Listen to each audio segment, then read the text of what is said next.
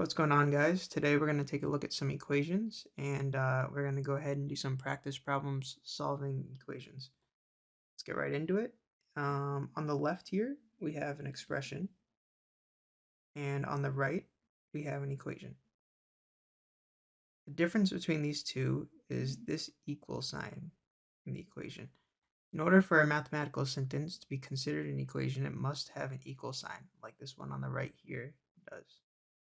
This equal sign makes it an equation. An expression is what we were working with in the last video when we were solving some of those order of operations problems. Say we had 12 minus 3 times 4.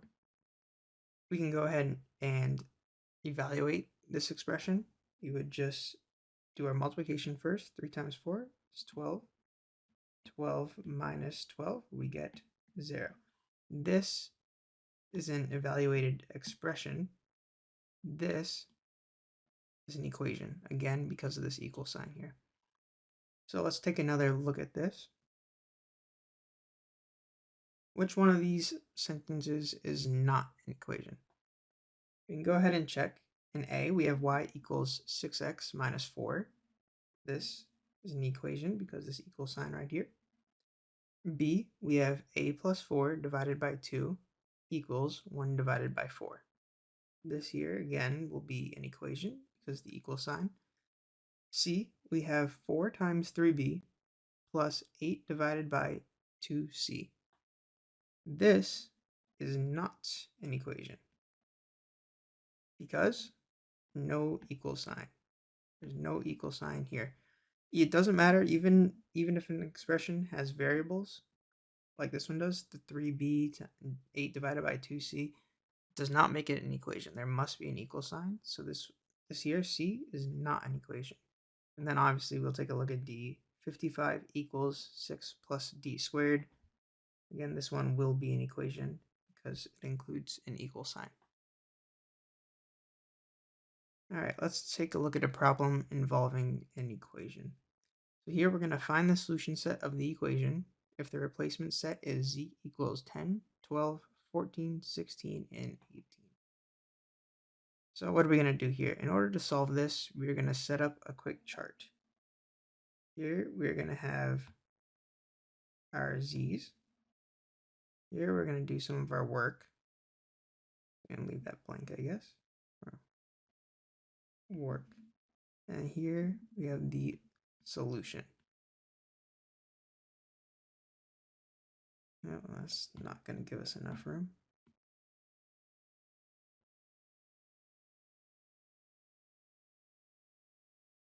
All right. So for our z's, what do we have? We have 10, 12, 14, 16, and 18. Now we're going to want to go ahead and solve these. So what are we going to do? We're going to just plug all of these values here. Take all of these values.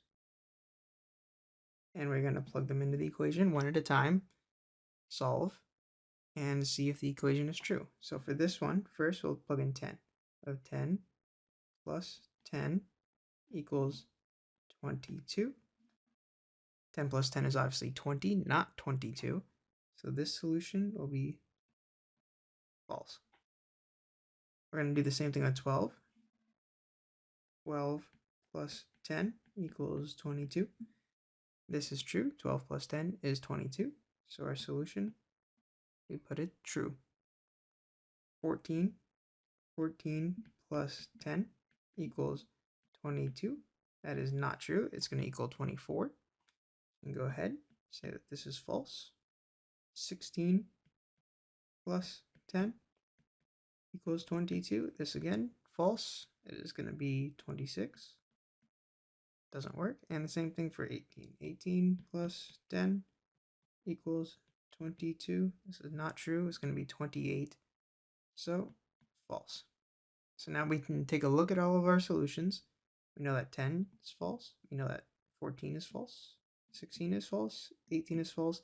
Therefore, our solution set for this equation is going to be z equals 10. It's going to be a set that only has one element in it. Only one of these elements worked. Oh, sorry, not 10. it's going to be 12. That's going to be our solution. It's a set of one element here. Z equals 12. I think we have another one of these examples we can go through. Same thing, find the solution set of the equation if the replacement set is y equals 1, 3, 5, 7, and 9. So this equation looks a little different, but we're going to go at it in the same exact way. We're going to make a little chart. Here we have our y's, some work we're going to do, and our solution.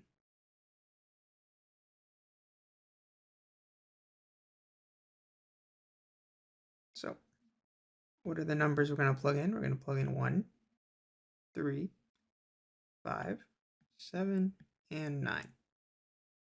Now we can go ahead and plug them in and solve. So y, we're going to plug in 1 to the equation right here. Plug in 1, we're going to get 1 plus 1 equals 2. Then we need to do 4 times 2 equals 40. That is not true. It's going to be 8. So we can put false for this. Then we're going to plug in the 3. 3 plus 1 is going to be 4. Then we'll have 4 times 4 equals 40. Again, it's going to be 16, so this is false. It'll look a little better. Then we're going to plug in the 5. 5 plus 1 is 6. 4 times 6 equals 40. Again, false. 4 times 6, 24. Not 40. You can plug in 7. 7 will have 7 plus 1 is 8. Then we do 4 times 8 equal to 40. Again, false. You can plug in the 9.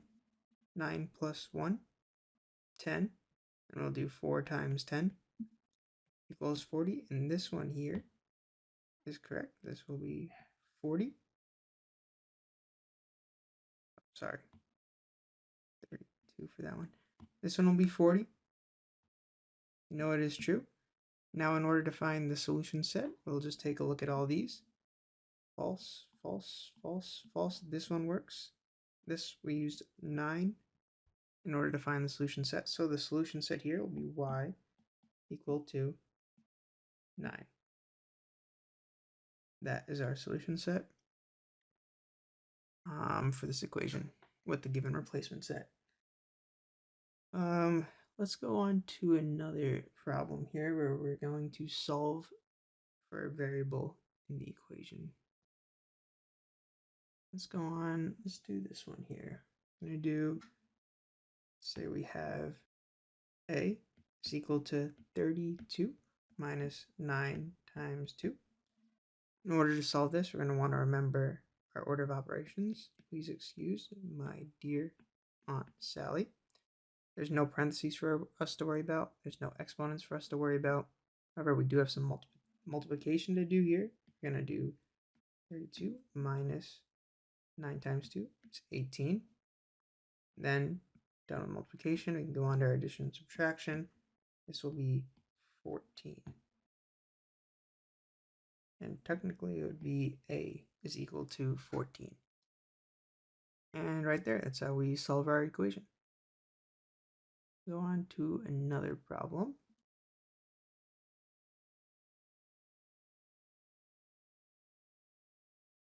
This one's a bit more involved, but we'll work through it. We got 4 minus 2 squared plus 5w equals 25. All right, to solve this one, we want to get w alone. So in order to do that, we are going to simplify all of this, and then we're going to divide it to the other side of the equation in order to get w by itself, in order to solve for w. Let's go ahead and do that. So for starters, we use our order of operations. Please excuse my dear Aunt Sally. In parentheses, obviously, we're going to work on this parenthesis right here. And the first thing we're going to do inside that parenthesis is the exponent. So we'll have 4 minus 4 plus 5 times w equals 25. Next, we can add these all together.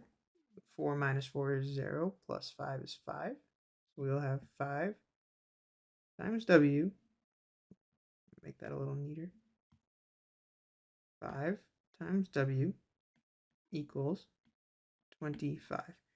Then in order to get the w alone, we have to divide both sides by 5. These 5's here will cancel out, get the w by itself. On the other side of the equation, 25 divided by 5 is 5. So we'll have w equals 5.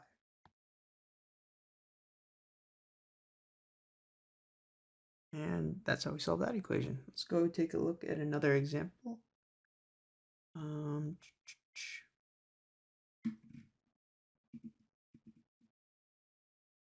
Maybe this one here. Let's say we have 3 times 9 minus 2 divided by 1 plus 4 equals d.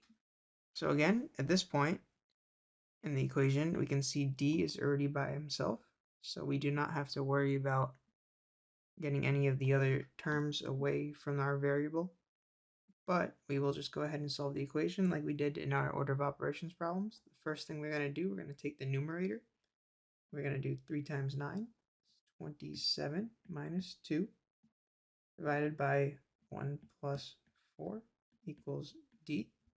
Then we can go ahead and just subtract in the numerator and add in the denominator to get us 25 divided by 5 equals d. And as you can see here, our final solution will be d is equal to 25 divided by 5 is 5. And that will be our solution. Let's go on to another example. Say we have c plus 3 squared minus 3 equals 21. All right. Now we can see that our variable is on the same side as some expression over here. We're going to want to make sure we get that to the other side of the equation in order for us to solve for c. So we can go ahead and do that right now. First, it helps. I like to simplify this expression first, and then we can move it to the other side. But you can move it over first if you'd like. It doesn't really make a difference. Sorry, ruined that. So we're gonna have 3 squared is 9. You see plus 9 minus 3 equals 21. And go ahead, 9 minus 3 is 6. So we'll have c plus 6 equals 21. Now in order to get that 6 onto the other side of the equation, we'll just subtract 6 from this side. Subtract 6 from this side. These 6's will cancel out, leaving just c equals, this side we have 21 minus 6, we get 15. And this will be our solution for this equation. Go ahead, I got 2 more I want to run through. It's a little bit different of a problem, but still the same sort of work. Here we have 3r plus 7 equals negative 5. We are going to determine whether the given number is a solution to the equation. The number we are given is 2.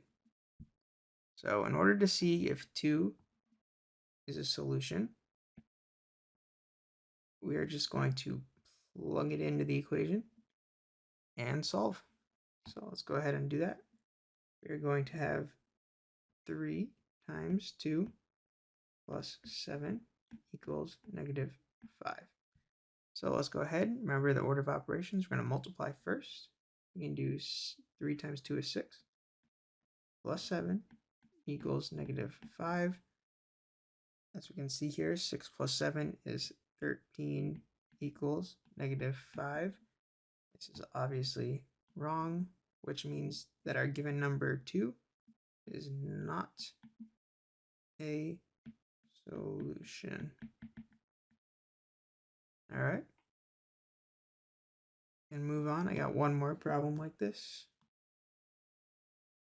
For this one, we are going to have w minus 4 divided by 5 equals -3. And we are going to see if -11 is a solution to this problem or not. So again, we're going to do the same thing. We're just going to plug 11 in for w and solve. So we are going to have -11 minus 4 divided by 5 equals -3. -11 minus 4 is -15 divided by 5 equals -3.